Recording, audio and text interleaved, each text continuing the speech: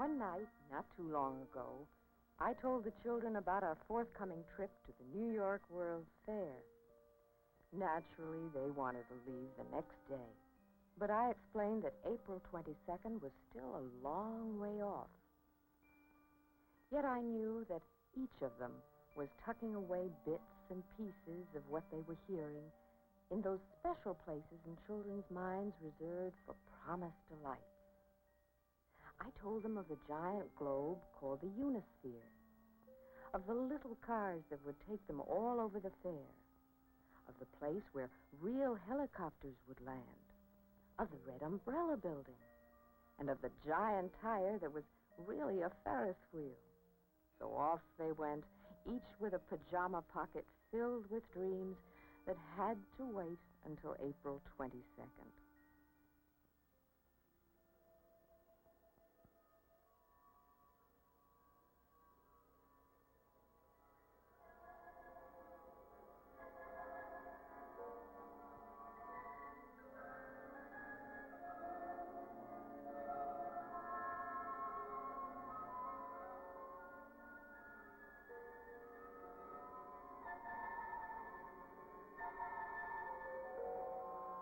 In 1964 and 65, the greatest metropolis of the 20th century hosted a World's Fair.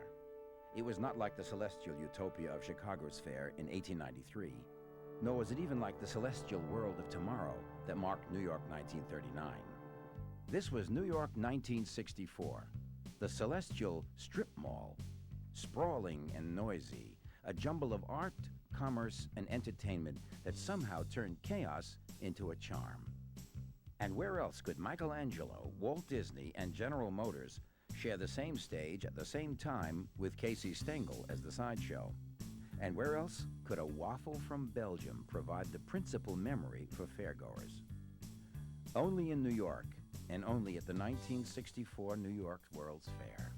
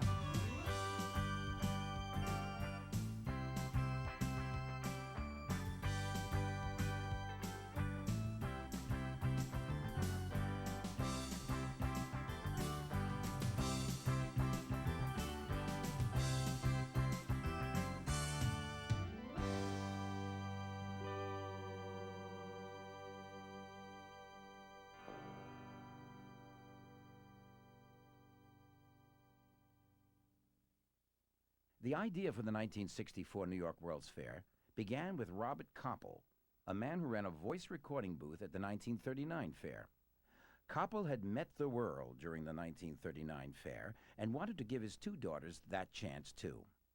Koppel enlisted the support of New York business and political leaders. On August 10, 1959, Mayor Robert Wagner announced that New York would play host to the world's biggest, most expensive World's Fair ever, a $500 million two-year affair at Flushing Meadow in Queens. And we invite all of our friends throughout the United States, Canada, from all parts of the world to come and visit this great fair.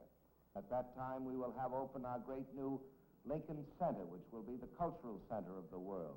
Our new arterial highways will make it easier to get to the fair, and once you are at the fair, I know it will be an experience that all Americans and all visitors will be proud of and think of for many years. The fair organizing committee picked as its president 71-year-old Parks Commissioner Robert Moses, who by the 1950s had already presided over massive physical changes in New York and who had worked on the 1939 fair. During his career, Moses built Jones Beach and other parks, highways, playgrounds, and 100,000 units of public and private housing. Now, he would plan and see to conclusion the most elaborate World's Fair ever staged. Well, physically, it looked not unlike the 1939-1940 fair, only better, bigger, taller buildings, same space.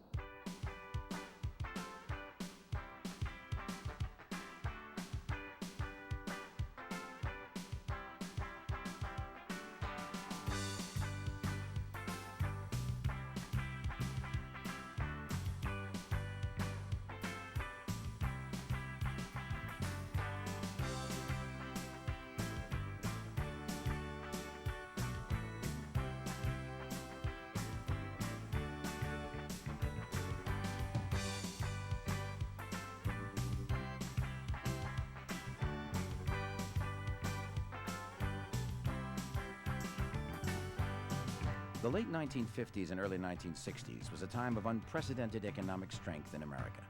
Middle-class families moved from the cities into the leafy suburbs, where they could raise their children amid the safety of their lawns and ranch houses. The development of new highways and jet aircraft made going places easy and cheap. The optimism and suburban values radiated by President Dwight D. Eisenhower and the 1960 election of the youthful President John F. Kennedy gave planners an almost surreal vision of a perfect America on which to stage the 1964 New York World's Fair. When you think of the 1964 World's Fair, you think of the 60s and you think of the youth culture. Well, this was not a fair of the youth culture, and in some ways it wasn't even a fair of the 60s. It was in many ways a fair of the 50s and that post-war economic corporate boom. And so when you talk about some of the displays and you think about issues like ecology, the fair not only didn't present these new ideas, they actually seemed to be totally oblivious to them. It was an old fair at a new time, and it suffered because of it.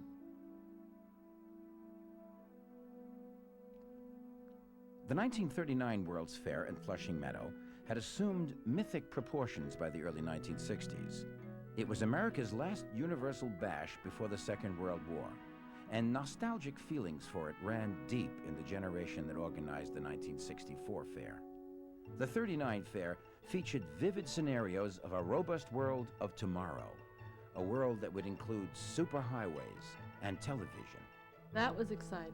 It was really exciting because everything at that fair was the future, the roadways, the cars, the things that we hadn't seen before. And that fair will always impress me. The 1964 World's Fair would be built on the same site as the one held 25 years earlier. Its design would largely follow the same pattern. And like the Trilon and Perisphere of 39, the 64 fair would have a physical symbol also, the Unisphere. It would reflect the fair's twin themes: man's achievements in an expanding universe and peace through understanding. The fair, however, found neither understanding nor universal peace during the 4 years it took to plan and build it. In 1960, the International Bureau of Expositions, the organization that sanctioned World's Fairs, rejected New York's bid because it would open just 2 years after the 1962 Seattle World's Fair. The Bureau ruled a nation may host only one World's Fair every 10 years. Moses dismissed the action and derided the group as that bunch of clowns in Paris. The fair wasn't even immune to the Cold War. To counter the Soviet Union's planned exhibit in New York, the U.S. government demanded that it be allowed to showcase America at an exhibit of its own in Russia. The outraged Soviets said no and withdrew from the New York fair.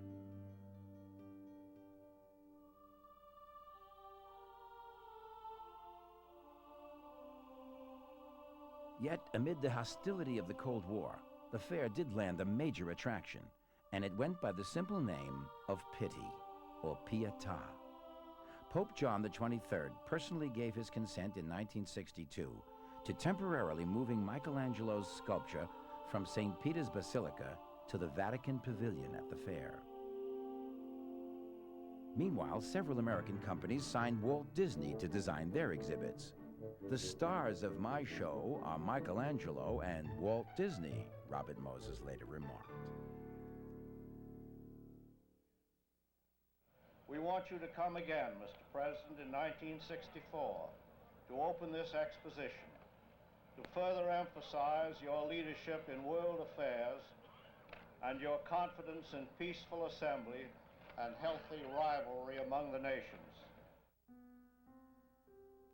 On a cold, windy day in December 1962, President John F. Kennedy, who had supported the fair and pushed through $25 million in congressional funding for it, attended the groundbreaking ceremony for the Federal Pavilion. He spoke of the fair's importance in promoting American values and cheerfully accepted an invitation to attend the fair's opening in 1964. Within a year, Kennedy would be murdered in Dallas.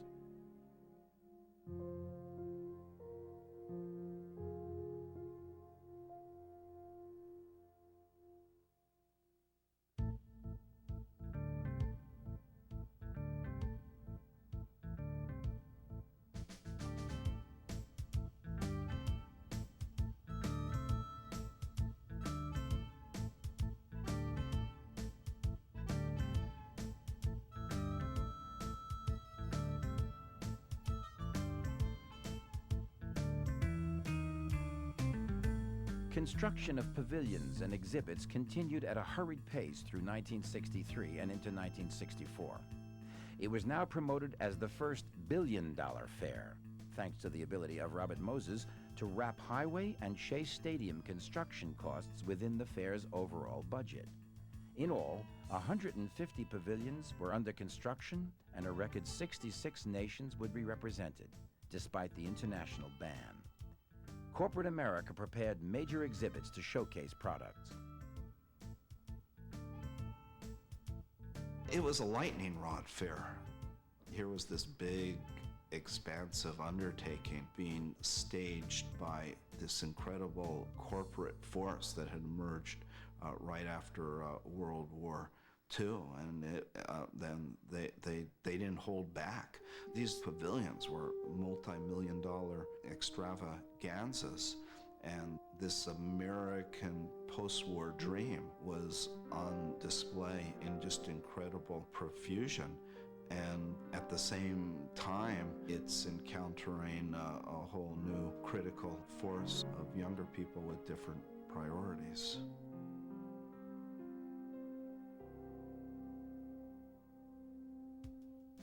The Unisphere, the centerpiece of the fair, turned out to be its most significant engineering, artistic, and enduring achievement.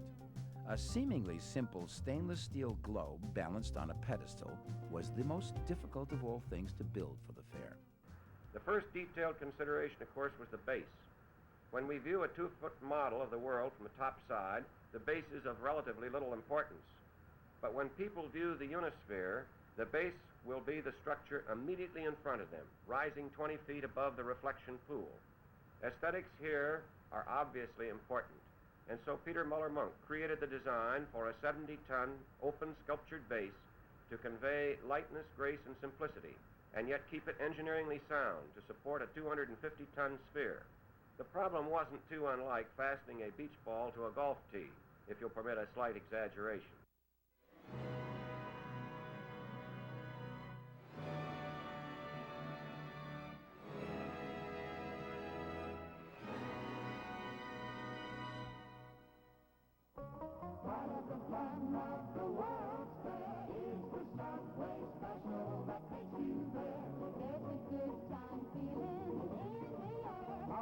Subway special to the World's Fair.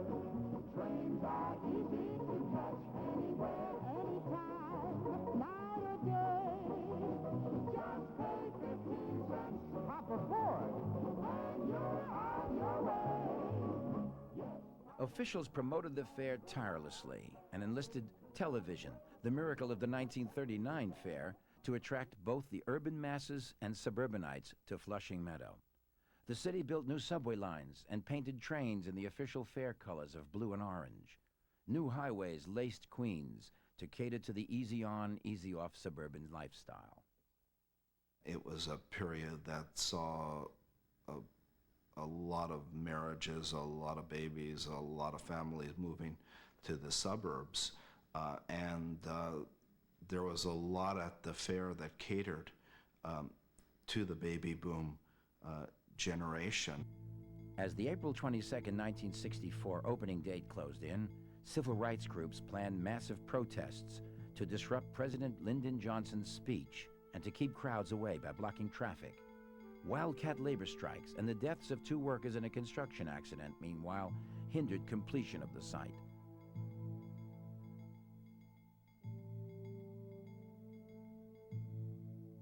I remember driving with my dad through the roads. There was tremendous construction going on just before the fair. The roads were a mess. They were building the superhighway at that time, you know, the overpasses of the Van Wyck Expressway. And I remember driving along the Grand Central Parkway and watching the tractors just tear up all the grass and everything that was there, and thinking, my God, what are they doing here, you know? So fret not, parents, or tear your hair, and wonder why Johnny's so long at the fair. And Johnny, do not fume and foam if your parents are late in getting home. Nobody departs until it closes from the promised land of Mr. Moses. The poet Ogden Nash published that verse on the eve of the fair's opening. The 1964 New York World's Fair had been plagued by just about everything but locusts in its planning and construction. And then it rained. With only a handful of demonstrators and an opening day crowd of around 90,000 instead of the anticipated 250,000, the promised land of Mr. Moses opened on April 22, 1964. More protests, bad weather, poor attendance, and financial problems would hound the fair throughout its run. The critics were equally nasty. Time magazine described the fair in a cover story as the world of already, in a pointed comparison with the 1939 fair's World of Tomorrow. They felt that they came up short in part because of the critical press. I mean, initially, everybody, of course, was behind the fair, every corporation, which is every advertiser, the city, the country. So all the initial press is really puff pieces promoting the fair. But once the commentators got to it, it just became a series of negative articles about the fair. There was a number of really conspicuous examples. There was one in Life magazine that compared the fair to the suburban sprawl of gas stations and fast food places on highways connecting cities, and why go to the fair when you could see it right at home. New York Mayor Robert Wagner remarked at opening ceremonies that the fair seemed to arrive at the end of one era and the beginning of another. He was right. A fair designed in the 1950s became a cultural and social curiosity by the time it ended in 1965. America and the world had changed. The fair had not.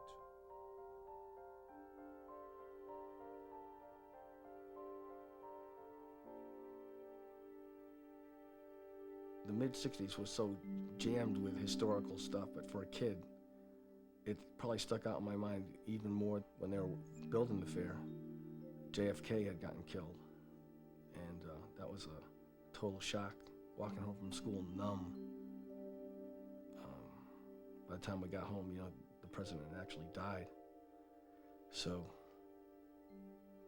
there was all the civil rights stuff every night on TV. There was the first film clips of Vietnam. You're in 6th grade trying to make head or tail of this. The 60s was I think, going to even get rockier.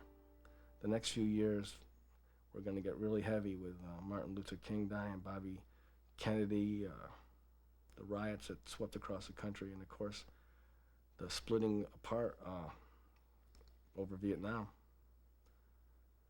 But when you're in 6th grade, those are kind of on the back burner. They're almost unreal. The World's Fair was real. The changing times and all that went with it meant little to the 51 million people who flowed through the gates at Flushing Meadow to romp through a 646-acre world of good times. This was a fair for the young. Young people, young countries, and young attitudes.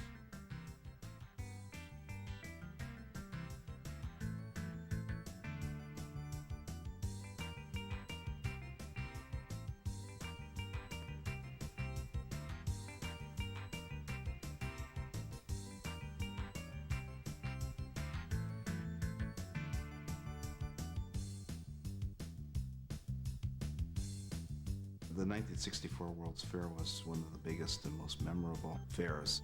It was touted at the time as the first billion-dollar fair. There was really, as Moses says, something for everyone. There was about 150 really major pavilions and just much more than anybody could see. A lot of people, especially from the New York area, went 30, 40, even 50 times and more. There was so much to say. I went probably hundreds of times. You know, I went with my parents a lot. My school went. I would go with my friends, my family. It was just something that I did. It was like, you don't go to the movies, you go to the World's Fair. I think we attended somewhere in the 70s. We used to keep a record amongst my friends, actually, of how many times we went. It was pretty much an every weekend kind of thing, and once in a while when you could sneak off during the week from school. But certainly there was very few weekends that went by that we didn't show up at least one of the days. In 6th grade, I was secretly and wildly in love with my teacher, Mrs. Pagano. She'd done all these amazing things, and she drove a 57 Cadillac with big fins, purple. I wouldn't say she was eccentric, but she was quite a character. At the end of the school year, she asked, please raise your hand if you think your parents will never take you to the World's Fair. So I put my hand up. So did 3 other boys in the room. She said, I'll see you after class. Went up to her desk afterwards, and much to my amazement, she said, I'm going to take you to the World's Fair. Pinch me. I couldn't believe it. I mean, I'm in love with this woman. It's the end of the school year, and she said we'd sleep over her house, and before I knew it, we were getting ready to go to the World's Fair.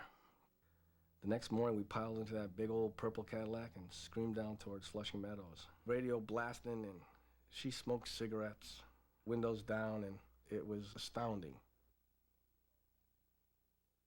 12-year-old Dominic Tucci of Port Washington, New York, ran away from home, sneaked into the fair, and lived there for 9 days in May 1964. He slept in various pavilions and bought food with coins retrieved from fountains. When asked how he managed to stay there undetected so long, Dominic said, "It's the cinchiest fair to get into." And he wasn't the only one who breached the fair's gates.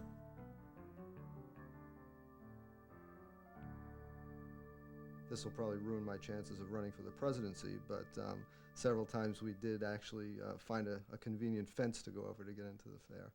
And I do remember, because of the kinds of fences that they had, which were kind of modified barbed wire at the top, I do remember as 3 or 4 of us got over, and the last one, who was Tootie Wills, we used to call him Clunky, used to, because he used to be a mishap wherever he went, tried to go over the fence and tore his pants as someone was finding out that we were actually sneaking over the fence. So we just ditched him and ran as fast as we could and left poor Tootie with half of his pants torn apart and enjoyed the rest of the day. Old Tootie Wills went the other way and didn't have any money. That's why we were sneaking in, so he couldn't get in that day. And we met up with him that night and laughed about the whole thing. Officials worried that the fair's nighttime activities had turned it into a hangout for teenagers. In response, they increased security. The teenagers ignored both the city police and thousands of private Pinkerton guards. "We're looking for girls," said one teenager at the time. I remember saving my money from a newspaper route, and I saved it for like a month. And that day, when I picked her up, I had like 20 bucks in my pocket. And I was so rich that day, it was unbelievable, you know? And there I am, I'm the big guy, I got the 20 bucks in my pocket, and I didn't even make a ride or bike to the bus. We walked to the bus, and we spent the whole day at the fair, and I got my first kiss, I remember, in the Coca-Cola pavilion, waiting on line to get in. You know, it's one of those things that I just like clearly remember from the fair.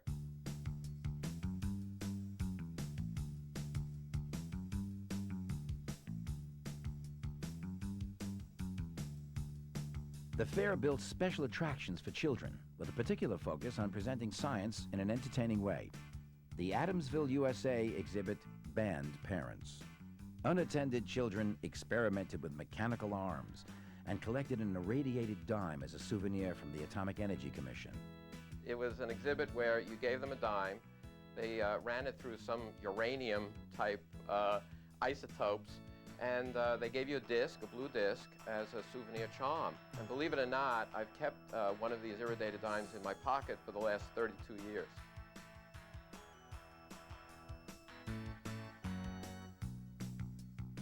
Children were everywhere at the fair, on the backs of parents, in little cars, and in the arms of gentle police officers who made sure that no child was lost for long. Even children who inadvertently escaped from their parents found a fun refuge at the fair.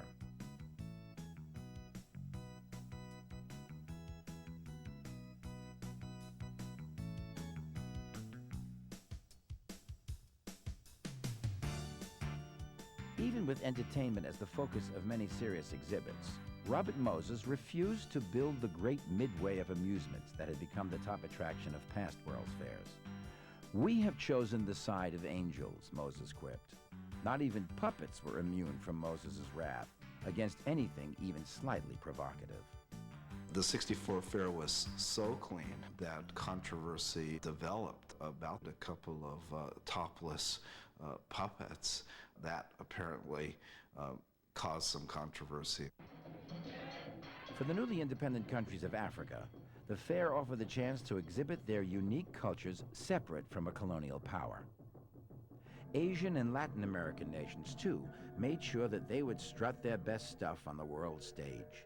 Japan fronted its pavilion with a traditional tea ceremony set, but the country was more interested in marketing its new electronic products, high standards of quality control, and small cars. Seeing these people from all over the world there and all the different cultures and stuff, and I remember, come from a hardcore group of New Yorkers and feeling like so proud that here we are having this in New York and seeing all these people right there, from all these different countries and feeling like, oh, this is like really cool. I think for kids it was neat. You got to see different presentations. I mean, we've gotten so multicultural in this country now, and people think nothing about going out and having sushi or Mexican food. Back in the 60s, there wasn't quite that variety. I used to sit around the edge of the Unisphere and just kind of watch all the people go by and look at all the different people. There's people there from all over the world. Even being in New York, being in Glendale was not like living in Manhattan. You didn't get the wide variety of international folk that you got in Manhattan. So I used to love just sitting there and watch all the people go by and the tourists and listen to all the different languages of people going by. I can remember sitting there sometimes for an hour or more just watching people going by. Space, too, figured prominently at the fair. NASA built a space park and showcased rockets and the Mercury spacecraft. Meanwhile, the corporate powerhouses of America built lavish exhibits in an unrivaled flexing of marketing muscle. The people loved it.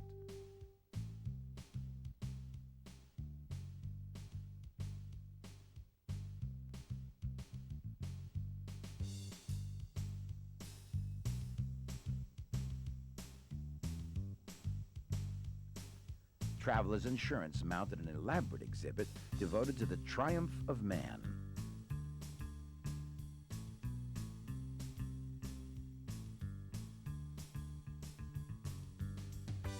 Sinclair featured dinosaur models that moved.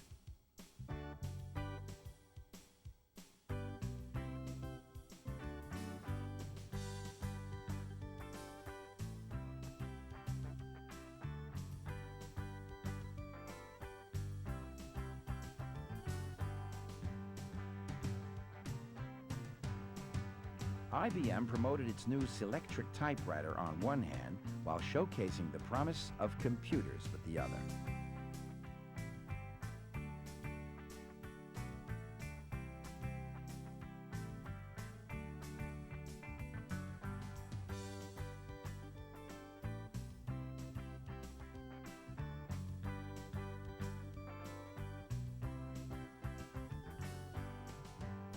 The Bell Systems exhibit focused on the history of telecommunications and on its new touch-tone phones.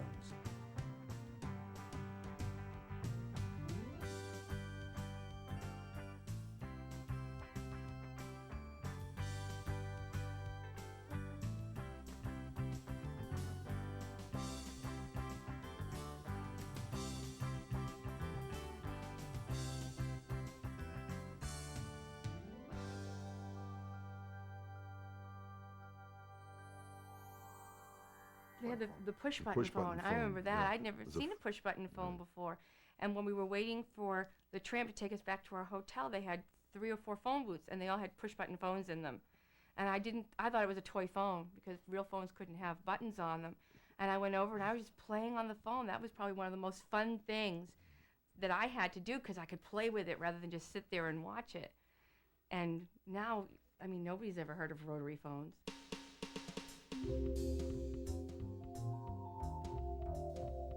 Video phones, too, were displayed and promoted as something that everyone would have by 1970.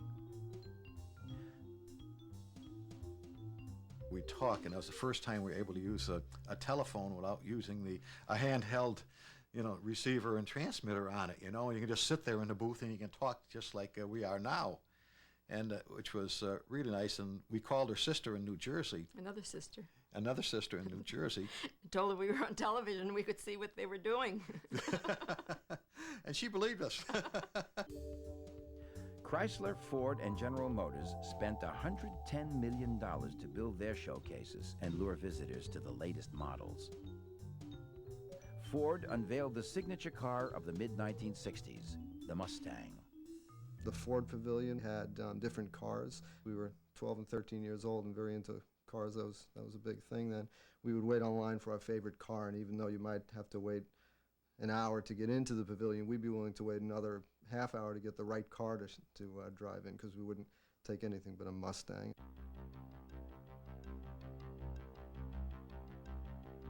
General Motors sought to repeat its 1939 Futurama with Futurama 2.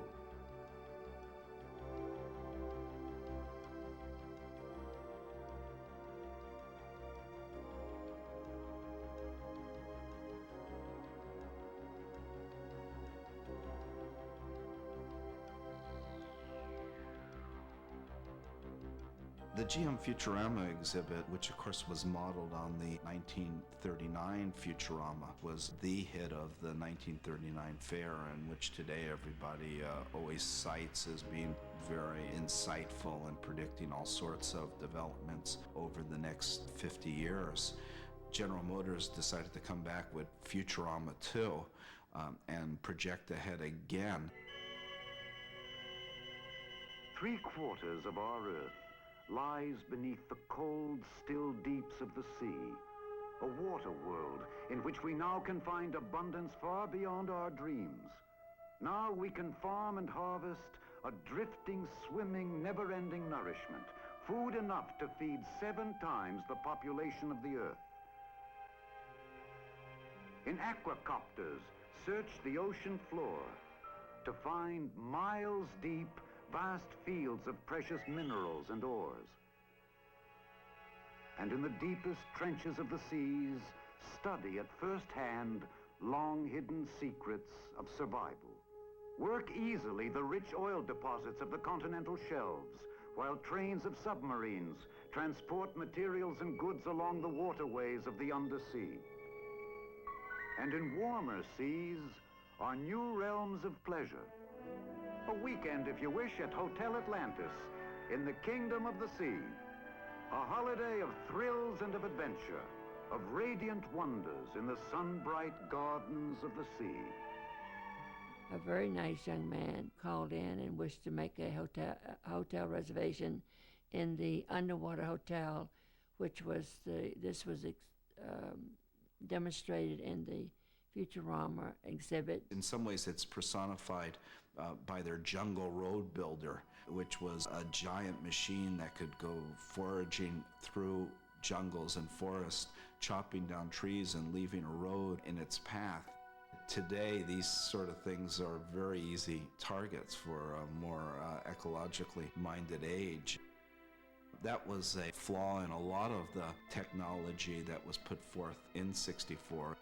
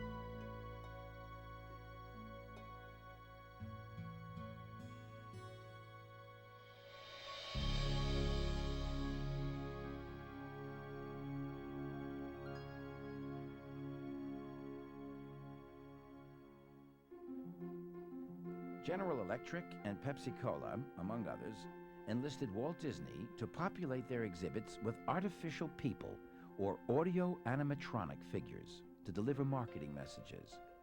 Disney used the fair as a test bed for new technology and attractions for his planned theme park in Florida. Pepsi produced It's a Small World, starring little animatrons singing and dancing songs of peace in a global festival of love. Maybe because I was a kid, but that was just the best ride. I must have gone on that 6 times, and we got the record, and I would sing along with it, and it got to the point where I could just sing it in every single different language. Those little dolls were so cute, and I loved that ride. I thought that was great. The companies gave away brochures and trinkets aplenty to promote their products. Tiny Heinz pickles, for one, became a popular though easily misplaced item. Souvenirs could be found in an abundance. Ride the monorail. The box that served as a seat became an instant souvenir. Balloons, T-shirts, model cars, and many other tacky but hardly trendy artifacts became objects of desire among fairgoers. Who wouldn't want to buy a hat with a feather in it to parade around the fairground?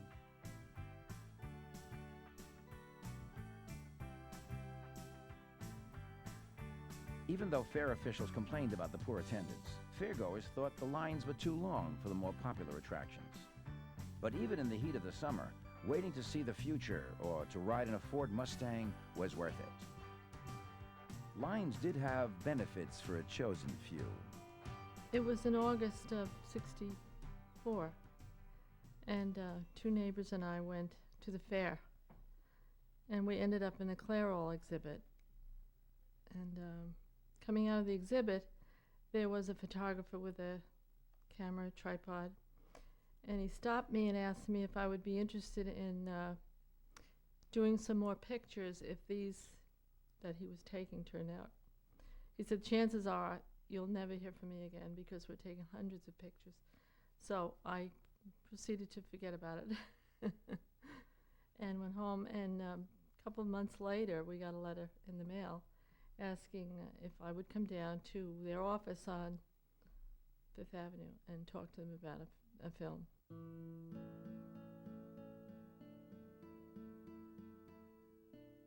Their interest was in hair coloring and loving care product. Cover the Gray, which I had quite a bit of.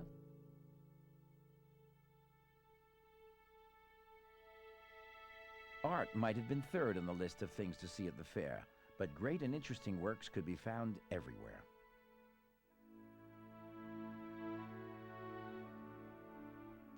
But it was Michelangelo's Pietà that buried the competition. I remember I had this marvelous experience. There was a photographer inside.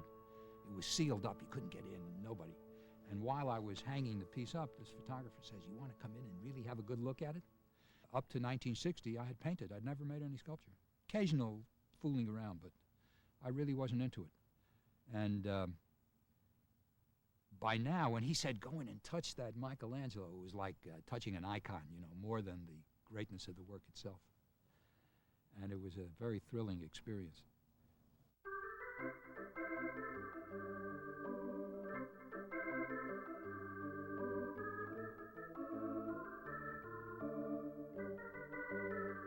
Just outside the fairgrounds at Shea Stadium, Casey Stengel and the amazing New York Mets showcased their brand of art and entertainment.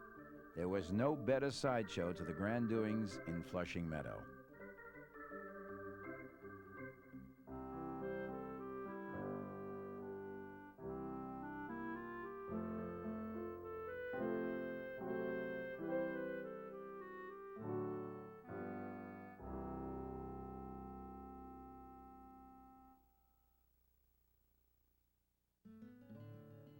My mother would give me a couple of bucks. I think the entry fee was $1 at that time.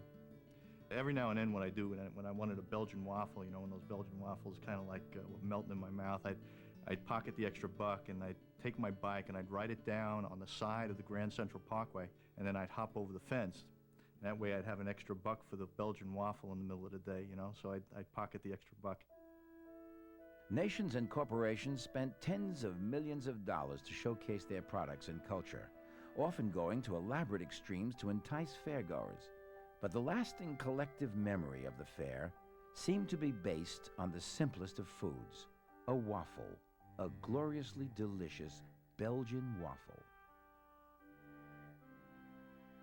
I don't think anything topped the Belgium exhibit and the Belgian waffles, because I don't think anyone could go a day without going over and eating at least one, or maybe if you could eat two, because they were huge.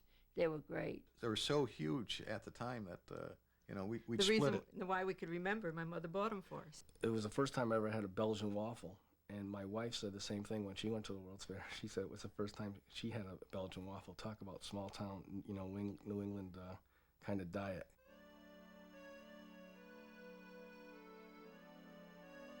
I have been trying to replicate that taste now for the 30-plus years it's been since I was at the fair. I've tried Belgian waffles in different countries all around the United States, and that is a memory that I've not been able to replicate, that I believe I should be able to, because it seems like such a simple request. But that was an incredible taste. It was exactly $1, I remember it well, and never a day went that we didn't have a Belgian waffle at the fair.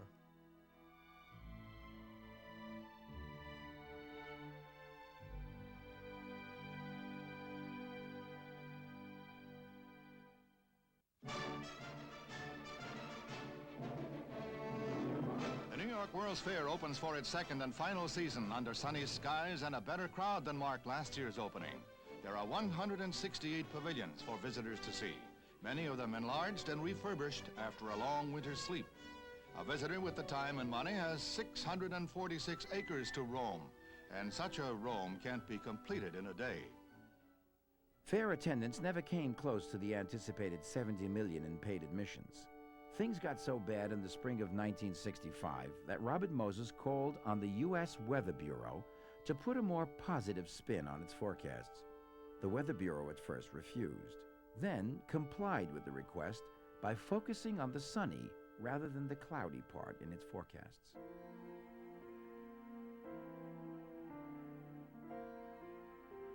As the fair approached the end of its 2 years in Flushing Meadow, however, something changed. People started to come in huge numbers. Daily attendance doubled as the fair's end in October loomed on the calendar.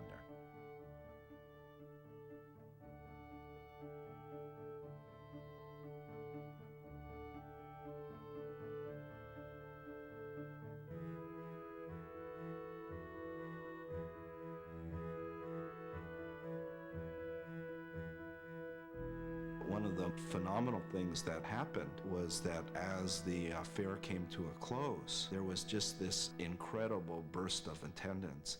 I think something like 10 million people attended the fair during that last month or two. When I was 12 years old, I went to St. Pancras School in Glendale, and I was in the boys' choir. And the closing day of the fair, we sang at the Vatican Pavilion, and that was like the end of the fair, and it was like a really big to-do. And when it was all over, I remember looking around and thinking, wow, this is it. It's all over. 2 years of going to the fair and seeing all this stuff. And I remember thinking to myself, my parents were there, and it was incredibly crowded. And they're like, oh, come on, it's time to go. It's time to go. Let's get out of here. There's too many people. And I just wanted to stay and just look at it one last time. It was really cool. I had a lot of fun there.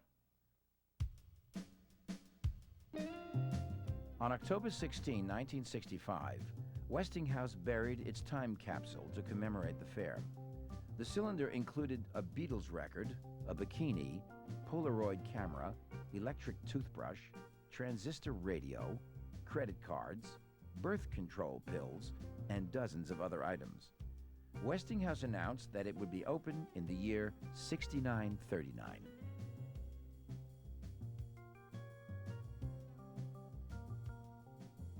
As it was getting near the close of the fair, we had heard from the administrator's office that there would be a time capsule, and we were each to put our name in it. And so that was a big thing. That was the last thing that we did as a group, having worked at the fair. And it was a wonderful, happy experience. On October 17, 1965, the final day of the fair, 450,000 people swept through the gates. It was so crowded that people could barely move. People began to take pieces of the fair, including flowers.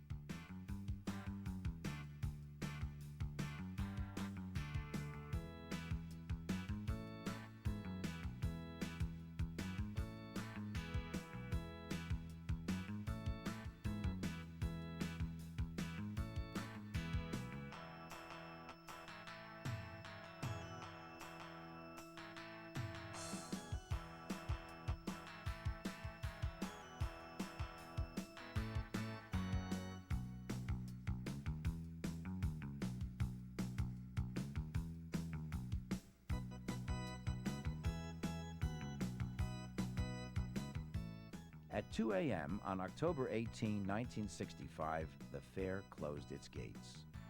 Almost 52 million attended the fair during its 2-year run. I was really sad. I really was sad. And years later, I went back. I had a job working at the World's Fair, renting bicycles, and they had concerts there, and I worked there. But I was really sad. It was a big part of my life. And that was it, too. You know, it felt like it was a part of me. And that was one of the neat feelings. You know, I had something to do with it, just being a New Yorker. Even on the last day and after the last day, when they started taking all the buildings down, it just seemed incredible to me that all of the energy and all of the enjoyment that the people that had been through the fair for those years, they were just taking it all down and making a park out of it. I just wanted them to keep the buildings there and make it into a park that we could go to for like years. It was such a significant part of our lives for those 2 years. And it was the thing to do. It's what young kids did who lived as close as I did to the fair. I was only a mile away. So it was like going to the park. So it was losing part of our lives when the fair went away. It was very sad for all of us.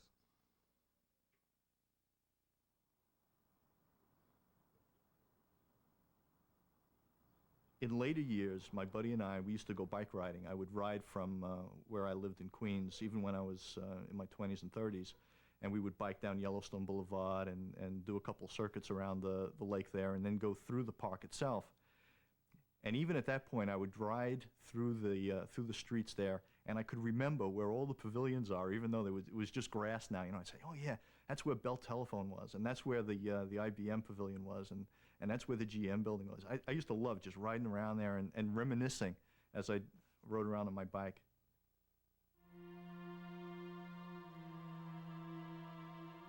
The 1964 New York World's Fair was the last of the 20th century World's Fairs to take place in one of America's great old cities.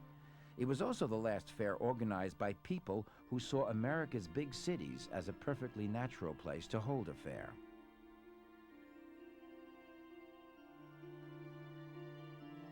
Scholars may debate the '64 fair's merits and place as a point marking the end of one era and the beginning of another. This fair defies such lofty examination. It was really about fun, about being young and free, about sneaking into the joint and scraping together just enough allowance money to buy a Belgian waffle.